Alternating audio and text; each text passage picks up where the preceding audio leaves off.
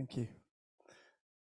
We are taking a step back today because last week we weren't here, but you had James speak on Joshua chapter 4, the memorial stones.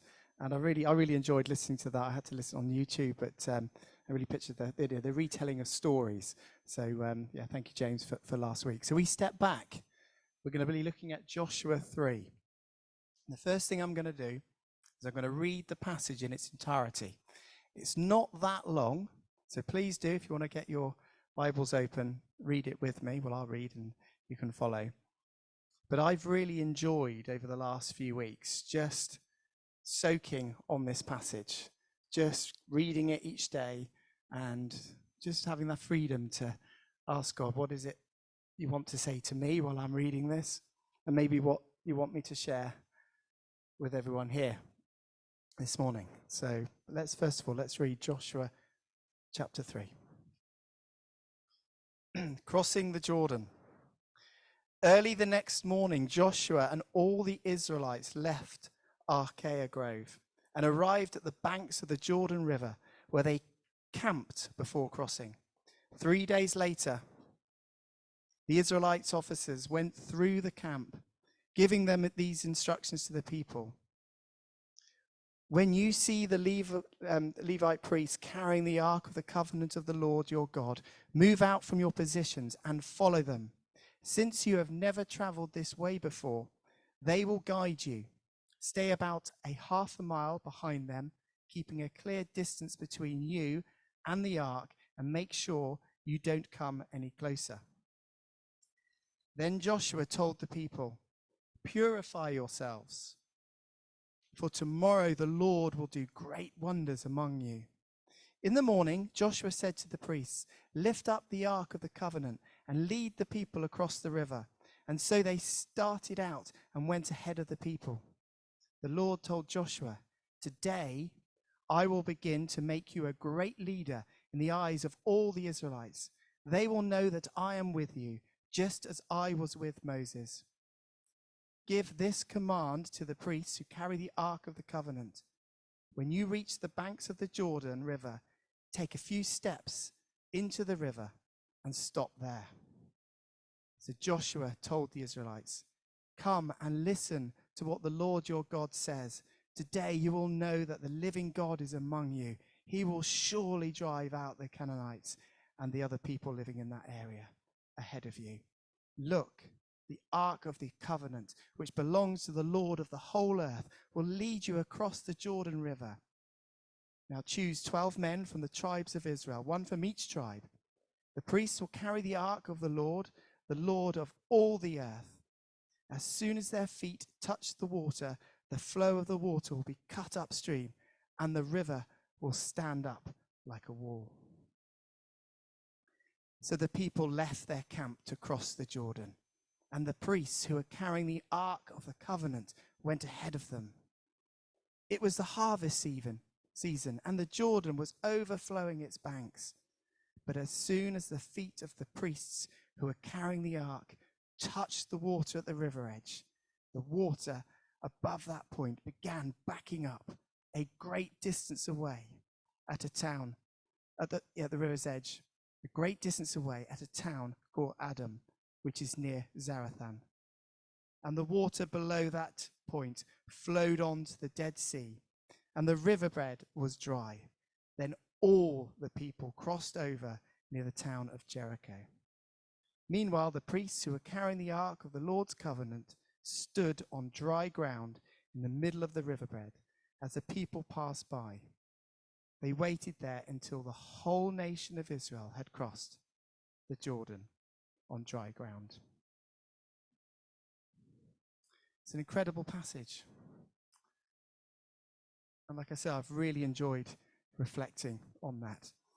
For me, the first thing I really get a sense out of this is that this is a people full of faith. This is a people who are ready. They are obedient. And they know that they have a God who keeps his promises. So we're going to set a little bit of a scene here. I was sort of really taken aback by here that you've got I don't know how many people have you got here. 2 million people, probably 2 million people. And they're camping at the side of the riverbank of the Jordan. They must know, they must be already knowing that this is what they're going to do. Because this is a people who for the last 40 years have been waiting for this moment. They have been preparing to go in to the promised land. And I don't know for you, so when we talk about the promised land, here it's very clear. This is a promise that has been given to the people way back. And the Jordan is a physical barrier. It is a water, it's flowing, it's springtime, and it's there. So you've got a physical barrier between the people and the promised land. But I was thinking, well, how does that relate to me? How does it relate to us? Because this is a true account of then. But I don't want this talk just to be about that. I want to actually also pick on and actually start looking metaphorically, which often people do. We do with this. So what is the promised land for us? And what is that barrier? What is the Jordan? And what does that look like? And really the big question is a challenge actually, and also an encouragement, is that are we as a church, are we ready? Are we ready to cross? And it's also a challenge for myself, and I've been reflecting on this. Am I ready?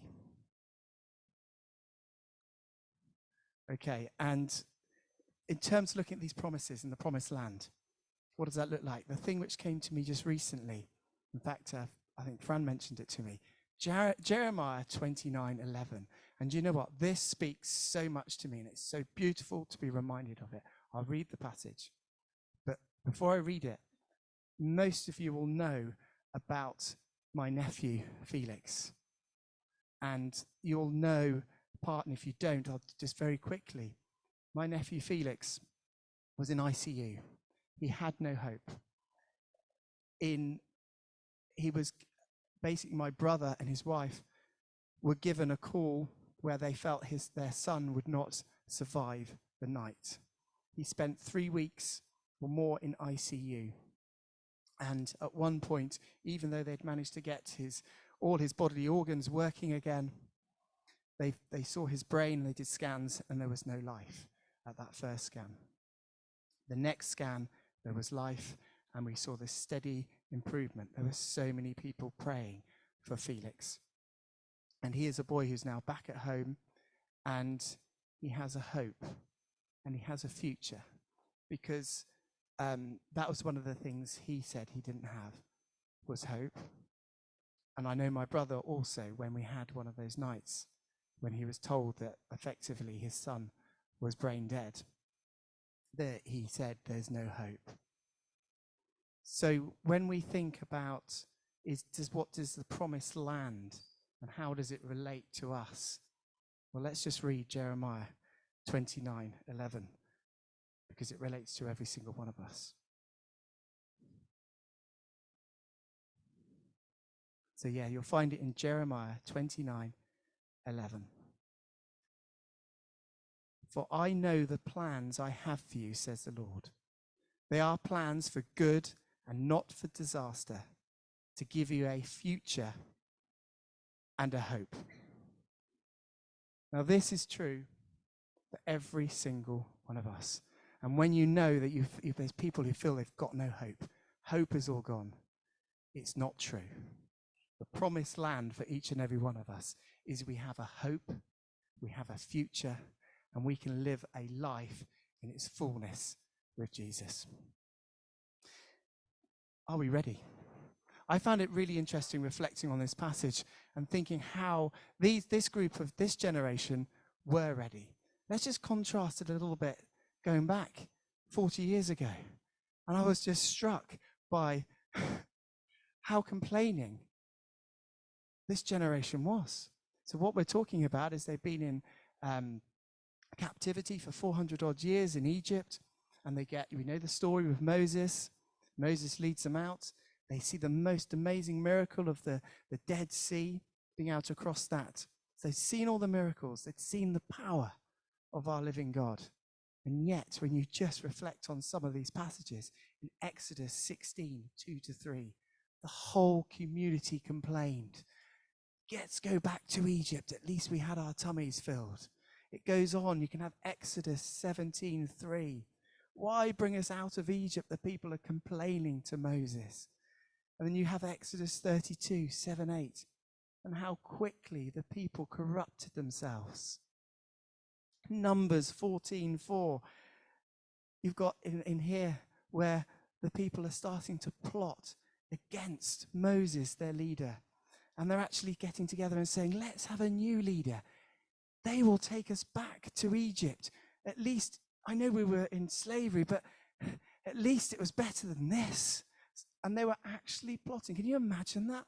That people, that generation, they'd seen the miracles. They'd seen the power. They'd known the promise on their lives. And yet they wanted to go back.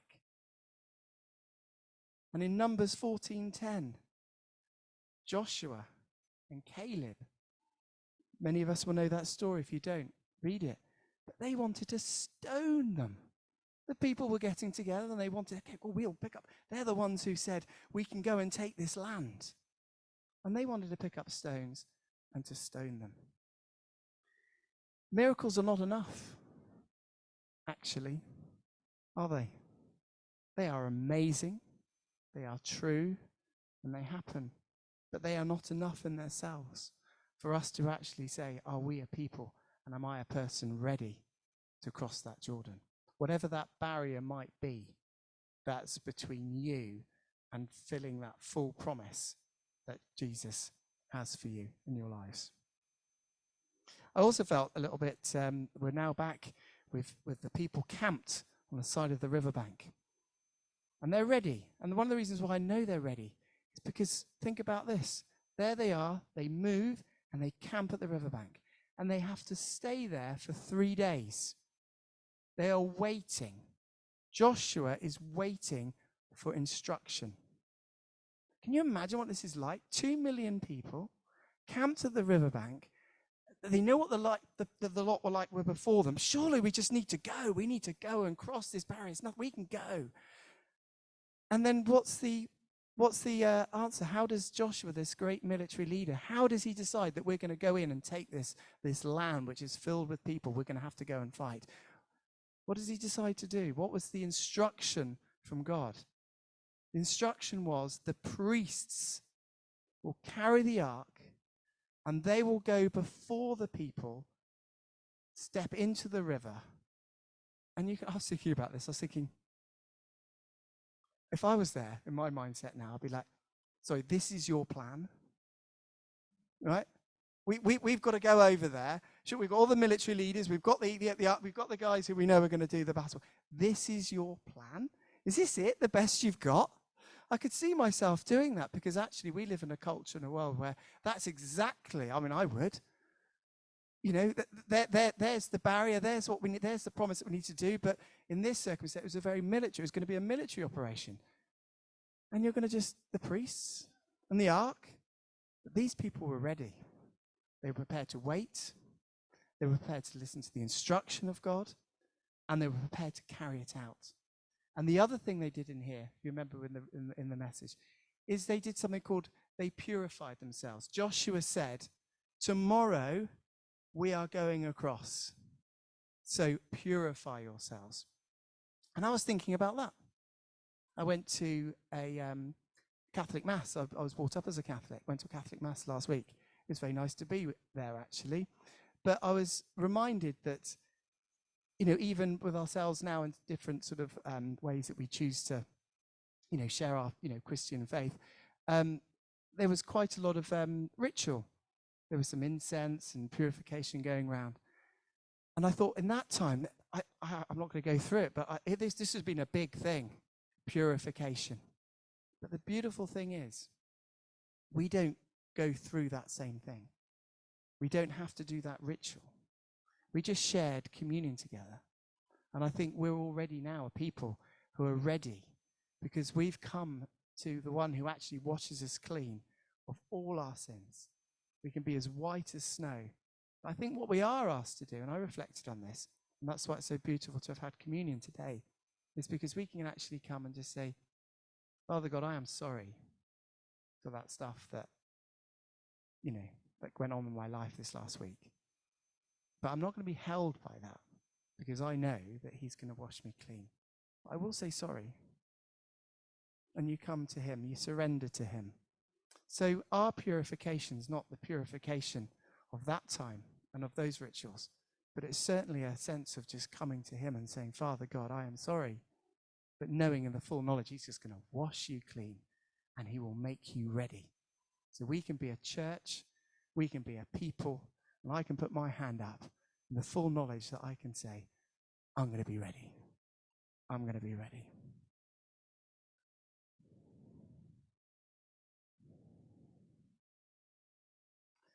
There's a bit of a key thing here, though, again, with the priests. A key message is obviously trust and faith. Because as we know, those priests were going to go into that. They got a raging river. They actually make that reference in there, that this is a Jordan River at springtime. So this is a Jordan River that is full. It's flowing. And the priests are going to go into the water. Now, I've reflected on this and thought, well, actually, sometimes, God, why don't you just make that path clear for us? Wouldn't it be a lot easier? Right? Wouldn't it be so much easier? Our loving God, he says, actually, yeah, you're going to go across, but I built a bridge. There we go. You can go across. It's wide enough for everybody. Off you go. He doesn't do that, though, does he? He actually says you've got to step in. And they stepped in. And it's as they stepped in, it backed up. It reminded me of the story of some of you who will know this, the 10 lepers, where Jesus talks about the 10 lepers in Luke. The chapter is Luke 17. And the verse is Luke 17:14. But this is where you've got the 10 lepers who cry out to Jesus. And he hears their cry. I'm just going to read that one line to you. And he hears their cry.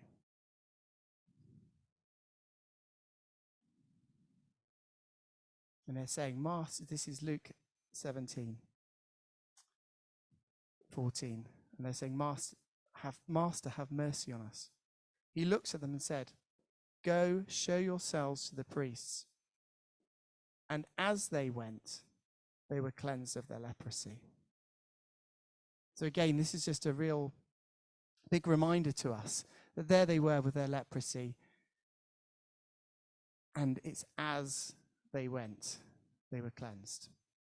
So again, if we're going to be a people who are ready, are we going to be a people full of trust and full of faith? Are we going to be a people who are going to be prepared to actually step out, even though it just doesn't look right? You know, all the senses are going around. This doesn't make sense.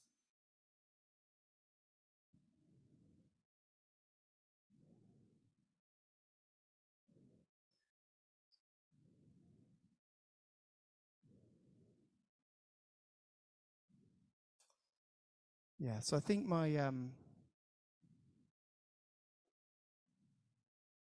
key message really through all of this is that let us not be a people who are still standing at the side of the river.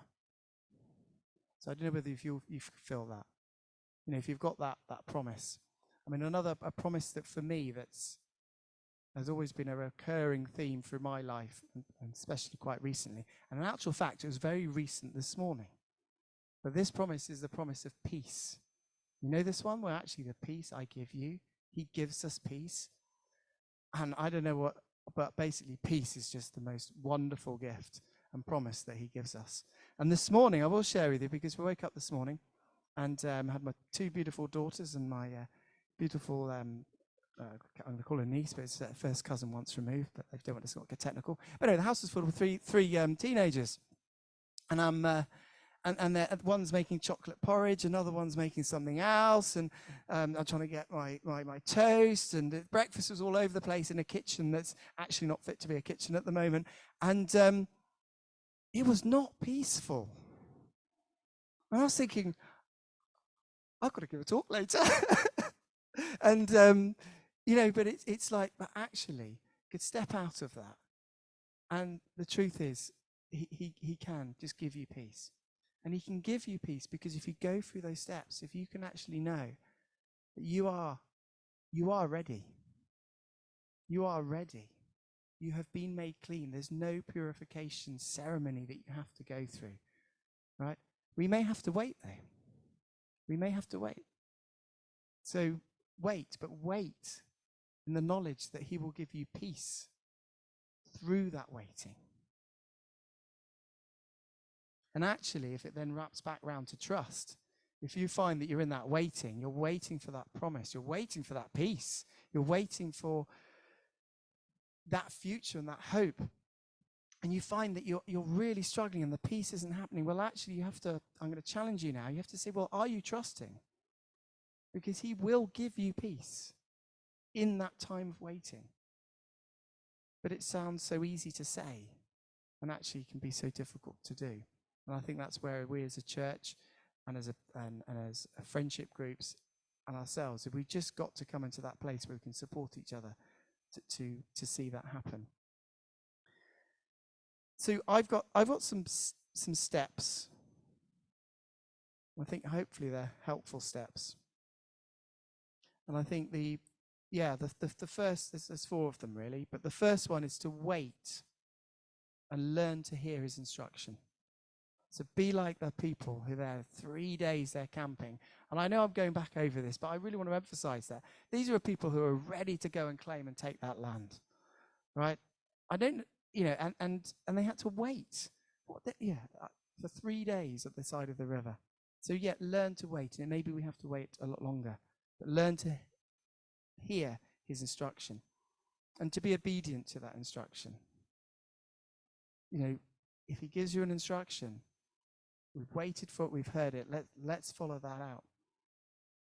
Purify ourselves, but not in the way that they would have done, but in the way that we just talked about earlier, about surrendering to Jesus, about saying sorry, but knowing that he's washed you clean completely.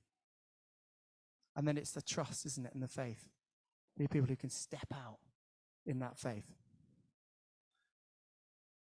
So really to wrap up my conclusion of the talk there, I just wanted to then just say that, let us not be a people who are going to stay at the river's edge. Know that God is in you and he goes before you. And that he gives you a future and a hope, whatever situation you're in. And I think with one of the worship songs we were singing there, it's just follow him. Follow him. Follow him into the river. Follow him into the path of the future and the hope that he has for you in your lives. So whatever you're feeling right now, however rubbish it might feel, however good you might feel, maybe you're living in a life where actually you feel, the promises are coming true. This is what I've been waiting for and I've seen it been happening. There'll be some of us who feel that. Well, this is where the testimony comes in. This is where you share with the body and the church, the people, and say, well, this is good. This is what I've been waiting for. I've seen it in my family. I've seen it with my nephew. I've seen it with my sister who had a brain tumor removed. I've seen it in my own working life recently. He is working. So you just keep pushing in. You keep encouraging each other as a body, in families, and as friends. And you'll look out for those who are struggling. Look out for those who have been waiting so long for this promise that they know they've had in their life. Or maybe they're not even, the promise was so long ago and it might just been a promise of good health. It might have been a promise of just a future or something more than what they have now. And actually, that was 20 years ago. It was 50 years ago. It's not going to happen now. Don't believe that. Don't believe that. Don't settle for that. But while you're waiting, ask for that gift of peace, because he will give it to you. He will give it to you. You might have to keep asking every day, but he will give it to you.